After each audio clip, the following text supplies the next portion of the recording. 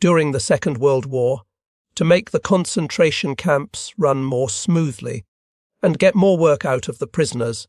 One of the top leaders in Nazi Germany, Heinrich Himmler, decided to set up special places inside 10 of these camps. These places were meant for women to provide services to male prisoners, and the applications to join were said to be on a voluntary basis. This whole setup was actually a clever and cruel plan by the Nazis to make the prisoners feel even more degraded and broken down. For many years after the war, people avoided talking about this forced system of services in the camps, as if it was too shameful or uncomfortable to bring up. One woman named Margaret, who had been a prisoner in Buchenwald, shared her story in her personal writings. She explained that out of tens of thousands of people held there, she was selected as one of just 16 women for this role. In the entire system run by the SS, which was the Nazi group in charge, she and these other women had only one job: to serve the men in the camp. Margaret described how she was made to work as one of these women for the other prisoners who were suffering in the camp. The concept for organising these special arrangements in the concentration camps first came to the head of the SS, Heinrich Himmler, about a year before they started. It wasn't because he wanted to help the starving and beaten male prisoners who were treated like slaves and forced to do hard labour every day. No, his real goal was to boost how much work these exhausted men could do, since their output was very low because of the terrible conditions they lived in, like lack of food, constant abuse, and no rest. So, in March of 1942, he gave the order to gather women prisoners who were seen as hard-working and send them to these setups, claiming it was voluntary. Starting from that year, these arrangements were put in place in a total of 10 different camps, including places like Sachsenhausen, Mauthausen, Buchenwald, and even the infamous Auschwitz. At the beginning, the women were mostly taken from the Ravensbrück camp, which was specifically for women. But as time went on, they started picking women from other camps as well. Most of these women were German, because the Nazis had strict rules about race and wouldn't choose Jewish women for this, as it went against their twisted beliefs about purity. In the early stages, the SS people who were running these places looked for women who had some experience or were accused of similar activities before they were arrested. That meant women who had actually made a living that way in the past or were suspected of it. Before long, they added more women to the group, including those who had been punished for what the Nazis called mixing races, meaning they had relationships with men from groups like Poles, Russians, or Jews who were also brought in for forced work. The process for joining was presented as voluntary, in that no one was physically dragged into it against their will.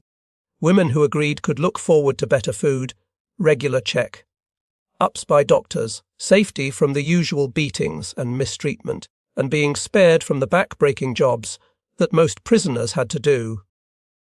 For a while, the SS even told these women that if they did this for 6 months, they might be let go from the camp entirely.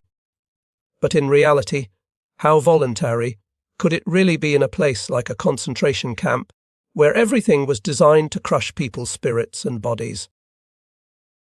The SS had built this horrible system of suffering, and then they offered a way out of the worst parts, but only if you took part in this. It was like dangling a tiny bit of hope in front of desperate people. Still, for many of these women, saying yes to this role meant the difference between life and death.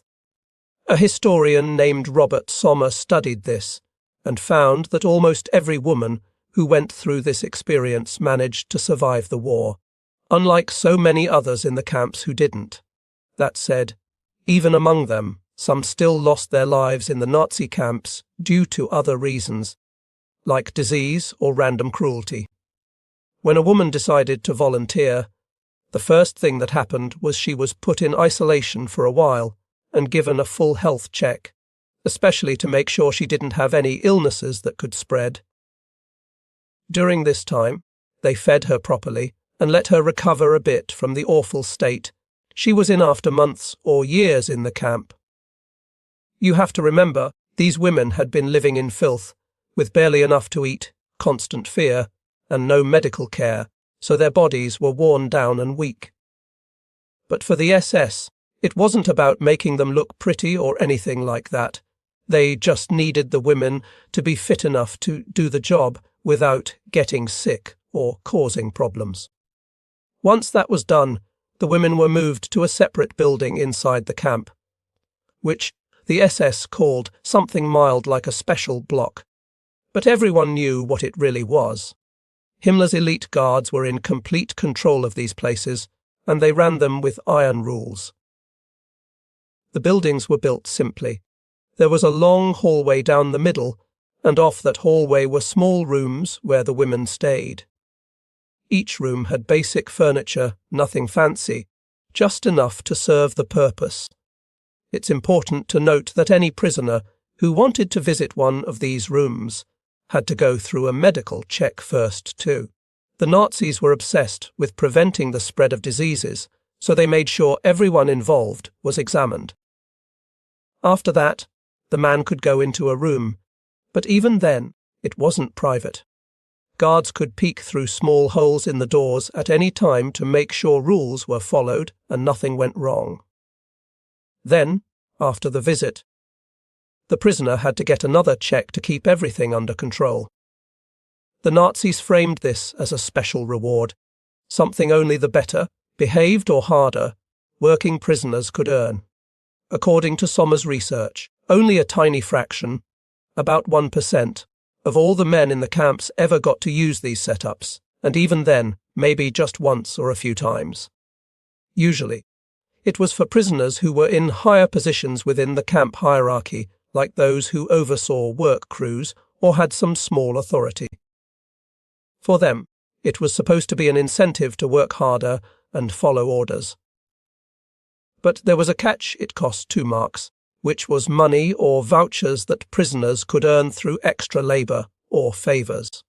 Most prisoners were so poor and broken that they couldn't afford it anyway, so it remained out of reach for the vast majority. This whole system was more than just about work output. It was a sneaky way for the SS to break people down even further. They could have improved things for everyone by giving better food or easier conditions, which would have naturally made prisoners more productive. But Himmler and his group didn't want that. They wanted to keep the suffering high while using this to humiliate both the men and the women. When a man chose to go to one of these places, he was lowering himself in front of the guards and other prisoners, and he was also taking part in the mistreatment of the women. For the women, it was doubly hard. They were victims of the Nazi system that put them there, and then victims again of the men who came to them. Even though books like the one by Eugen Kogon, who was a survivor himself, mentioned this topic right after the war ended and the Third Reich fell, people quickly stopped talking about it. It was like a taboo, something too dark to discuss openly. It wasn't until the early 1990s that some of these women, including Margaret, felt brave enough to share their stories publicly.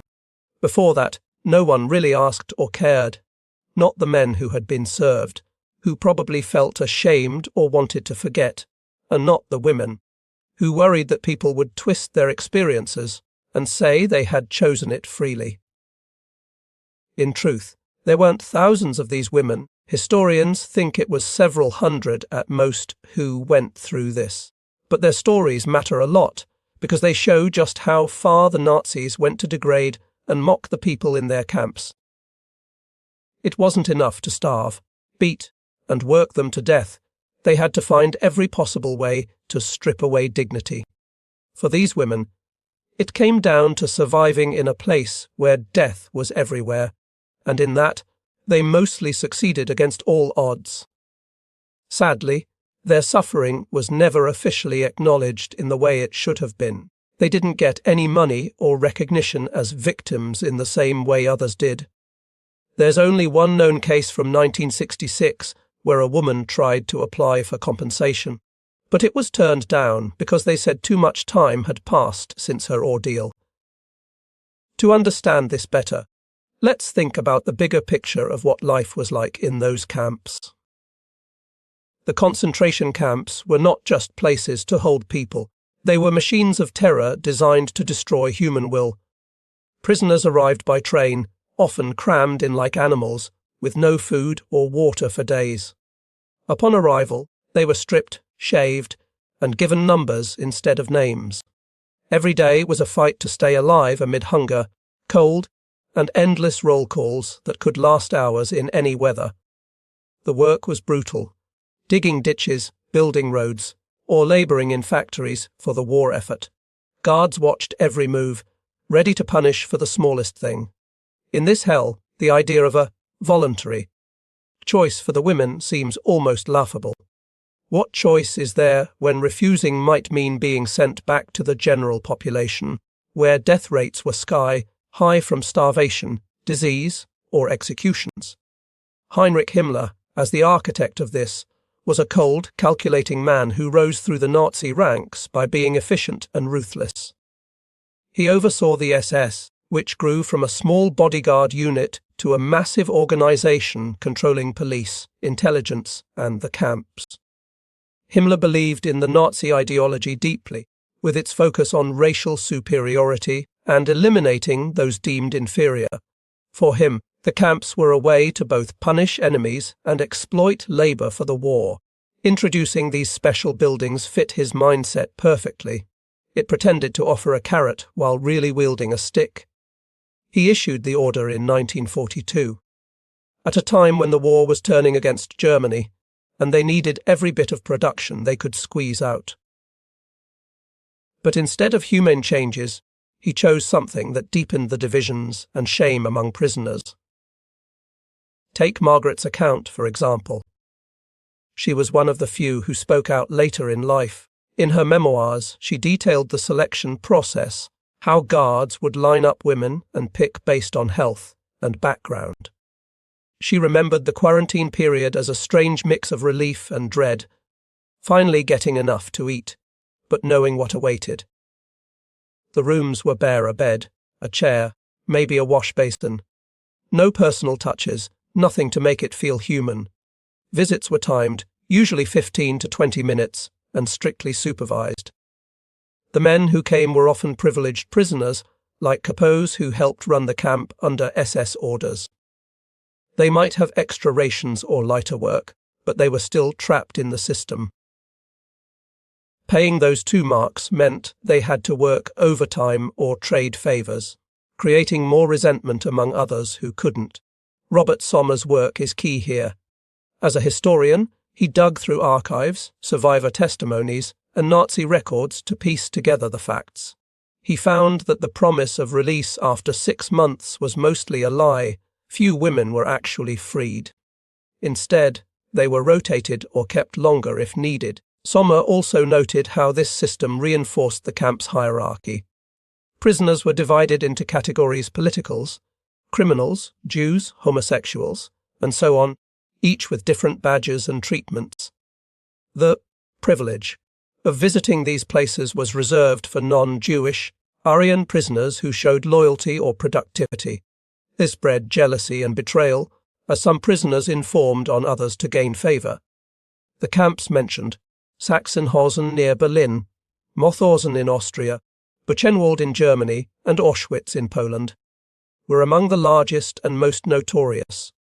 Auschwitz, especially, is remembered for its gas chambers and mass killings, but it also had these side operations. Ravensbrück, the source of many women, was a women's camp where experiments and forced labour were common. Women there faced sterilisation tests, beatings, and starvation. Being selected for the special role might have seemed like an escape, but it came with its own horrors. The medical exams were rigorous. Doctors, often SS members, checked for venereal diseases, pregnancies, or other issues. Women found unfit were sent back or worse. The Nazis' fear of disease stemmed from their hygiene obsession. but it was hypercritical given the filthy camp conditions. Guards peeking through doors ensured no talking or bonding, just the act to prevent any rebellion or escape plans. For the women, the psychological toll was immense. They were isolated from other prisoners, seen as collaborators by some. After the war, this stigma lingered, making it hard to speak out. Margaret's bravery in the 90s helped bring light to it, inspiring others. But compensation. The 1966 case shows how systems failed victims. Statutes of limitations ignored ongoing trauma. This episode reveals the Nazis' depths of cruelty. They didn't just kill, they corrupted souls. Survival for these women meant enduring, but at what cost? Their stories remind us of resilience amid evil. To delve deeper, consider the wartime context. By 1942, Germany was fighting on multiple fronts, resources stretched thin. Camps supplied labour for arms, mines, construction. Low productivity prompted experiments like this. Himmler visited camps, noting issues, then devised this solution. It spread to 10 sites, affecting hundreds of women. The recruitment of women for Nazi concentration camp brothels began with those labelled socials, prostitutes, vagrants, or others deemed undesirable by the regime. As the program grew, it included women punished as race defilers for relationships with non-Aryans like Poles or Jews, violating Nazi racial laws. These women signed forms to volunteer, but in the camp's brutal environment, coercion was implicit. Survival hinged on compliance. The rewards were significant. Better food, including bread, soup, and occasionally meat, a stark contrast to the starvation rations most prisoners endured. Regular medical care, rare in the camps, protected them from rampant diseases like typhus, offering a lifeline in a place designed for death. Quarantine lasted weeks, allowing women to recover from malnutrition and exhaustion. They were then moved to a fortified block, separated from the main camp, with guarded rooms equipped with minimal furnishings. A bed, perhaps a chair. Peepholes indoors ensured constant SS oversight, stripping away privacy and enforcing strict rules. Visits were scheduled post-work in the evenings to avoid disrupting the camp's labour schedule. Male prisoners, often capos or favoured workers, applied for access deemed worthy, based on productivity. They paid with camp marks earned through extra labour, a cost most couldn't afford. Historian Robert Sommer notes only 1% of inmates used these facilities, highlighting their exclusivity as a tool to divide prisoners. The system was built to humiliate. Men degraded themselves before guards, complicit in exploiting women, who were doubly victimized by Nazis and fellow prisoners. Post-war, Eugen Kogon's 1946 book mentioned this, but shame and misogyny silenced discussion until the 1990s, when feminist scholars and survivors like Margaret spoke out. Several hundred women endured this, symbolizing Nazi cruelty. Most survived, scarred, with no justice or compensation, reflecting broader failures to address all Holocaust victims.